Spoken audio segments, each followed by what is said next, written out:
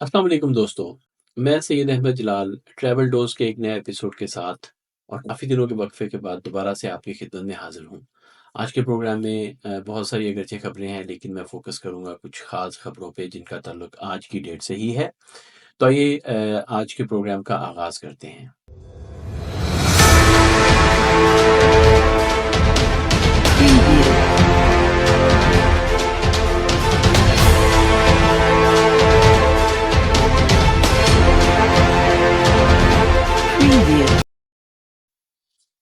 دوستو کافی غیر حاضری رہی، آپ سے تھوڑی دوری رہی۔ میں کچھ مصروف تھا، کچھ آفس کی مصروفیات تھیں، اس کے علاوہ پھر مجھے کچھ ایک سفر درپیش تھا۔ میں کچھ دنوں کے لیے باہر بھی گیا ہوا تھا، ایک ہفتے کے لیے۔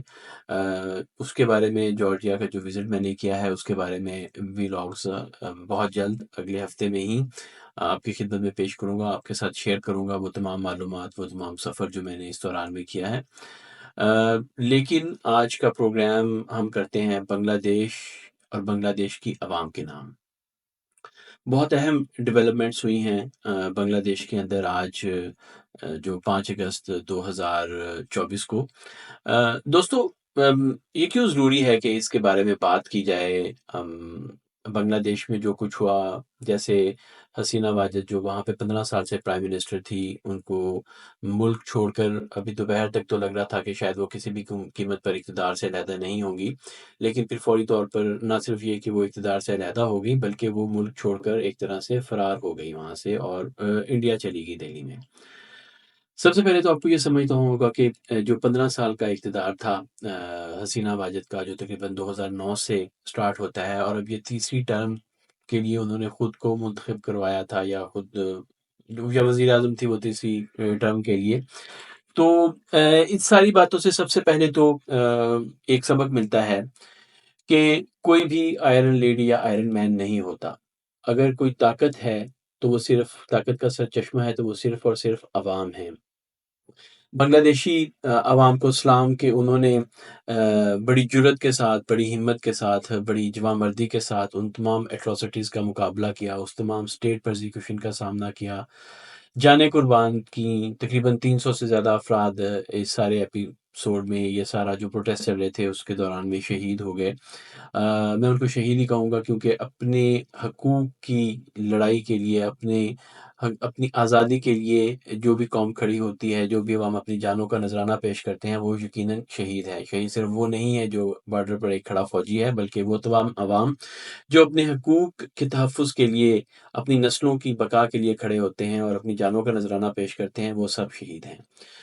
تو دوستو یہ پروٹیسٹ جو تھے، اگر دیکھا جائے تو جو 15 سال کا دور اقتدار تھا، بیسیکلی 2009 میں حسینہ واجد دوسری ٹرم کے لیے منتخب ہوئی تھی، دوسری دفعہ وزیر اعظم منتخب ہوئی تھی، اور اس کے بعد ان کا 2009 سے 2024 تک 15 سالہ اقتدار تھا، جس میں وہ 3 دفعہ وزیر اعظم منتخب ہوئیں، یا جو بھی آپ کہہ سکتے ہیں کہ جس طریقے سے منتخب ہوئیں اس کے اوپر بحث ایک علیحدہ ایشو ہے۔ تو دوستو اس 15 سالہ دور اقتدار میں ہم دیکھتے ہیں کہ یہ ایک جبر کا دور تھا۔ بنگلہ دیشی عوام کو بہت زیادہ سختیوں کا سامنا کرنا پڑا۔ اگرچہ ہم یہ دیکھتے ہیں کہ اس دوران میں کچھ پیریڈ ایسے بھی آئے جس کے دوران بنگلہ دیش میں جو اکنامک گروتھ تھی وہ بہت اچھی رہی، خاص طور پہ جو 2022 کا سال تھا، اس دوران جو اکنامک گروتھ تھی وہ 7.2% تھی سالانہ، اور جو ترقی کی شرح تھی ملک کے اندر۔ لیکن اس کے باوجود اس کے باوجود جو ان امپلائمنٹ تھی، 170 ملین آبادی میں سے 5% جو آبادی، جو 5واں حصہ تھا آبادی کا، وہ ان امپلائڈ تھا۔ جو بھی ویلتھ ایکومولیٹ ہو رہی تھی، جو بھی ویلتھ جنریٹ ہو رہی تھی ملک کے اندر، وہ ساری کی ساری جو 10% ویلتھیسٹ ایلیٹ کلاس تھی، وہ ساری ان کی جیبوں میں جا رہی تھی، اور عام عوام کو اس کا کوئی فائدہ نہیں ہو رہا تھا۔ اس کے بعد اگر آپ خبروں سے کچھ جڑے ہیں تو آپ کو اندازہ ہوگا کہ یہ جو آخری تابوت میں کیل ثابت ہوا حسینہ واجد کے اقتدار کے، جب اس نے کوٹا سسٹم کو انٹروڈیوس کروایا۔ کوٹا سسٹم یہ تھا کہ ایسے ایک مخصوص کوٹا دیا جانا تھا سول سروسز جو سول سروسز کی جو بھی جابز ہوتی ہیں اس کے اندر ایسے افراد کو جن کی فیملیز نے بنگلہ دیش کی تحریک آزادی میں 1971 میں قربانیاں دی تھیں۔ اس کے ساتھ ساتھ ایک مخصوص حصہ خواتین کے لیے مخصوص کوٹا خواتین کے لیے مختص کیا گیا تھا، اور بہت کم سیٹس رہ جاتی تھیں، اوپن سیٹس بہت کم رہ جاتی تھی، جس کے خلاف یقینی طور پہ اسٹوڈنٹس نے احتجاج شروع کیا، جو کہ بہت جلد ملک گیر احتجاج میں حسینہ واجد کی حکومت کے خلاف ملک گیر احتجاج میں تبدیل ہو گیا۔ بہت قربانی دی۔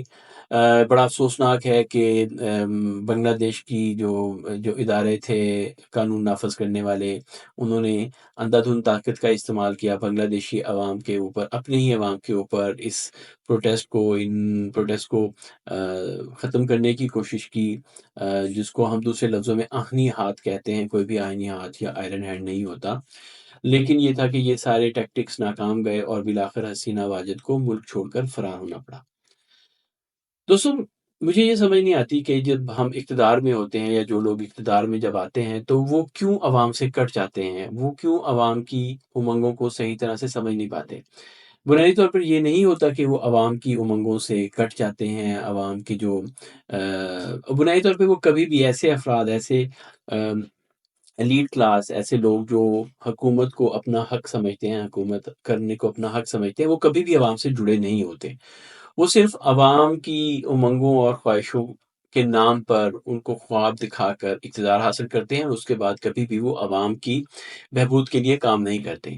جو ٹرو لیڈر ہوتا ہے، جو حقیقی معنوں میں رہنما ہوتا ہے، اس کو کبھی بھی اقتدار کی خواہش نہیں ہوتی، ہاں، لیکن وہ اقتدار میں صرف اسی لیے آنا چاہتا ہے تاکہ لوگوں کی بھلائی کے لیے کام کر سکے۔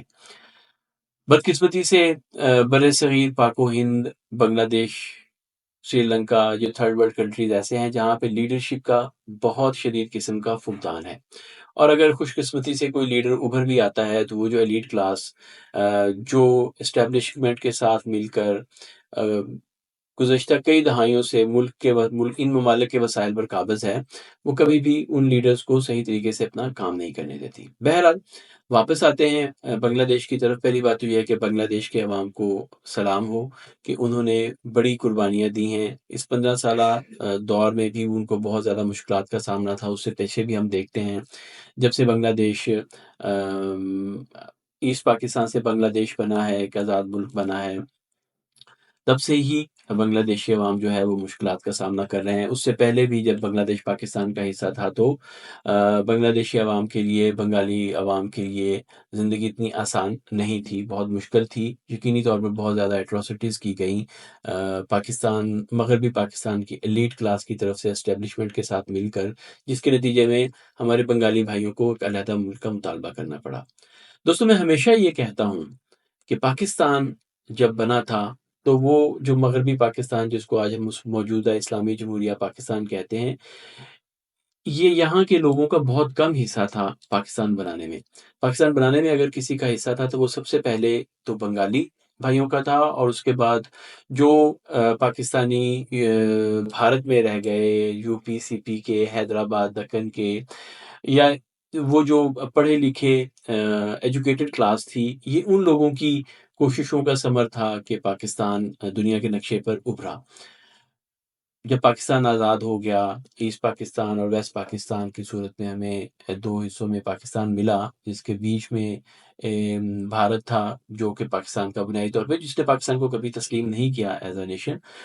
آبویسلی وہ اختلافات تھے، لیکن وہ نیچرل تھا۔ جس وقت آپ بھارتی رہنماؤں کا یہ خیال تھا کہ بھارت کے ٹکڑے کر کے پاکستان کو تشکیل دیا گیا، تو آبویسلی وہ کبھی بھی پاکستان کو تسلیم کرنے نہیں جا رہے تھے۔ لیکن اس صورت میں جو پاکستان کے رہنما تھے، ان کا یہ فرض تھا کہ وہ پاکستان میں نیشن بلڈنگ کرتے۔ پاکستان ایک دیکھا جائے تو دنیا کے نقشے پر ایک نئی قوم تھی۔ 1947 سے پہلے پاکستان کا کوئی ایسے وجود نہیں تھا، اگرچہ دو قومی نظریہ کا تشخص، دو قومی نظریہ وجود رکھتا تھا، لیکن پاکستان کا نام پہلی دفعہ 1947 میں دنیا کے نقشے پر آتا ہے۔ تو ہمارے جو لیڈرز تھے یا جو بھی رہنما تھے، ان کی کوشش ہونی چاہیے تھی کہ نیشن بلڈنگ کرتے ہمیں ایک قومی شخص دیتے۔ بدقسمتی سے بہت شروع میں ہی پاکستان کے اقتدار پر مغربی پاکستان کی ایلیٹ کلاس جنہوں نے ہمیشہ گوروں کا ساتھ دیا تھا، وہ پاکستان کے اقتدار پر قابض ہو گئی۔ انہوں نے بنگالی جو ہمارے بھائی تھے ان کی قربانیوں کو نظر انداز کیا، ان کو پرزیکیوٹ کیا، ان کے ریسورسز سے اپنی جیبیں بھریں۔ یقینی طور پر بنگلہ دیش میں بھی، اس وقت کی ایسٹ پاکستان میں بھی کچھ ایسے رہنما تھے جنہوں نے ان کا ساتھ دیا، جس کے نتیجے میں بالآخر 1971 میں حالات اس نہج پر پہنچ گئے کہ بنگالی عوام کو اپنے لیے علیحدہ ملک کا مطالبہ کرنا پڑا۔ کیا بنگلہ دیش کے لیے صورتحال اب بہتر ہو جائے گی؟ ایک ایسی بات ہے جس کے اوپر ایک لمبی ڈبیٹ کی جا سکتی ہے۔ اگر ہم موجودہ سیناریوں میں دیکھیں تو بنگلہ دیش واپس 90s میں جا کر کھڑا ہو گیا ہے۔ اگر ہم خالدہ ضیاء کا، اگر ہم جو بی این پی کی لیڈر ہیں جن کو قید میں رکھا ہوا تھا، اگر ان کا بھی ہم ٹریک ریکارڈ دیکھیں تو وہ انسانی حقوق یا جمہوریت کے حوالے سے یا بنگلہ دیش کے اندر انصاف کے حوالے سے کوئی اتنا اچھا نہیں رہا۔ حسینہ واجد کو موقع دیا تھا بنگالی عوام نے، بنگلہ دیشی عوام نے، کہ وہ ملک کی بہتری کے لیے کچھ کام کر سکتی۔ انہوں نے بھی وہی کیا، اگرچہ دیکھا جائے تو اکنامک گروتھ بہت زیادہ ہوئی، لیکن اس کا جو بھی فائدہ تھا وہ ایک ایلیٹ کلاس کو گیا۔ پھر سے ہم واپس بنگلہ دیش میں 90s کے اندر کھڑے ہیں، جہاں پر کہ فوج کا ایک میجر رول ہے جمہوریت کی بحالی کے لیے، جو کہ نہیں ہونا چاہیے۔ پاکستان میں ہم یہ تجربہ بہت دفعہ کر چکے ہیں کہ فوج واپس آتی ہے جمہوریت کی بحالی کے لیے، لیکن بالآخر ہوتا کیا ہے کہ وہ بندر جب روٹی بانٹتا ہے دو فریقوں میں تو وہ تھوڑی تھوڑی کر کے خود ہی کھا جاتا ہے، اور وہ جو عوام ہے وہ بندر کے منہ کی طرف دیکھتے رہ جاتے ہیں۔ کوشش یہ ہونی چاہیے بنگلہ دیش کے عوام کی کہ وہ اپنے لیے کسی ٹرو لیڈر کا انتخاب کریں۔ ضروری نہیں کہ وہ آزمائے ہوئے لوگ ہوں، کوشش کریں کہ وہ فیوچر میں اگر الیکشنز ہوتے ہیں، فوج اپنے کردار کو محدود کرتی ہے، تو وہ کسی ٹرو لیڈر کو منتخب کریں، کوئی نئے لوگ آئیں سامنے۔ بنگلہ دیش ایک وائبرنٹ کنٹری ہے۔ میں ہمیشہ سے یقین رکھتا ہوں کہ بنگالی عوام، بنگلہ دیش کے عوام اب سے نہیں، کئی صدیوں سے پولیٹیکلی بہت زیادہ ایڈوانس ہیں، پولیٹیکلی بہت زیادہ اویئر ہیں۔ وہ اپنے حقوق کے لیے لڑتے ہیں، جدوجہد کرتے ہیں، قربانی دینے سے ترغیب نہیں کرتے۔ اسٹوڈنٹس کے اندر سے نئی لیڈرشپ نکلنی چاہیے، عام عوام کے اندر سے نئی لیڈرشپ نکلنی چاہیے، جس کو میس سپورٹ حاصل ہو، جو کہ بنگلہ دیش کے عوام کے لیے کچھ بہتر کر سکے۔ اور اس میں پاکستان کے لیے بھی لیسنس ہیں۔ خاص طور پہ میں پنجاب کے عوام کو مخاطب ہوں کہ بہت ہو گیا، اگر آپ اپنے حقوق کے لیے باہر نہیں نکلیں گے تو آپ کبھی بھی آزادی حاصل نہیں کر سکیں گے، حقیقی آزادی کو نہیں پا سکیں گے۔ حقیقی آزادی کا مفہوم اگر سمجھنا ہے تو آپ کو یہ جاننا ہوگا کہ مغربی پاکستان کے یا جو موجودہ اسلامی جمہوریہ پاکستان ہے، اس کے عوام نے جو آزادی 1947 میں حاصل کی تھی، وہ بنیادی طور پر بنگالی عوام کی اور بھارت کے اندر جو مسلمان تھی ان کی کاوشوں کا نتیجہ تھی۔ پاکستان کے عوام کا اس کوشش میں بہت کم عمل دخل تھا، جس کا نتیجہ یہ ہوا کہ پاکستان میں جو پولیٹیکل اویئرنیس تھی وہ بہت زیادہ نہیں تھی۔ اگر 70s تک تو کچھ پولیٹیکل اویئرنیس تھی تو وہ بھی بنگالی جو سیاسی لیڈرز تھے ان کے مرہون منت تھی، جس کا فائدہ یقینی طور پہ ذوالفقار علی بھٹو نے اٹھایا، جس کو بہت سارے لوگ لیڈرز مانتے ہیں۔ میں بنیادی طور پر اس کو اس کیٹیگری میں نہیں لاتا۔